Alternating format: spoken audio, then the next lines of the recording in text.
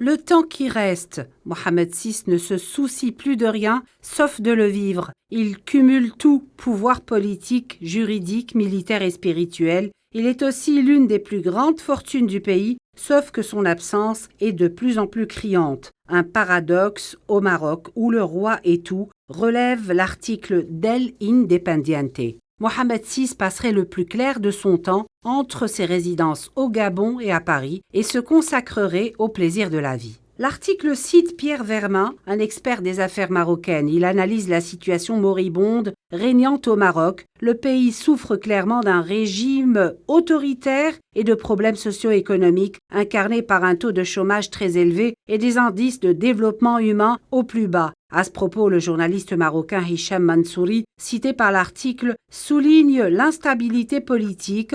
Cette situation aggrave la crise économique et les tensions sociales à l'ombre de l'absence royale. Mais le journaliste estime que la principale problématique réside dans la carence de légitimité du gouvernement et l'affaiblissement de la société civile, et ce à travers la répression récurrente contre les journalistes et les médias indépendants. Al-Mansouri évoque le cas de 3 de ses confrères, parmi les plus connus incarcérés par le régime. Il rappelle aussi la grande impopularité du Premier ministre Aziz Akhanouch, un oligarque proche du roi, soupçonné d'avoir gagné l'élection à grand renfort d'achats massifs de voix électorales. Le recours à l'intimidation et à l'espionnage est aussi évoqué. Le royaume est empêtré de plain pied dans le scandale Pegasus, le software sioniste utilisé pour tracer, réprimer et faire chanter des opposants. Pour Mansouri, la normalisation et l'accélération de la coopération avec l'entité sioniste est un autre facteur de déstabilisation. Rabat n'a rien gagné au deal sur le plan économique, comme cela ne l'a pas aidé à résoudre la question du Sahara occidental.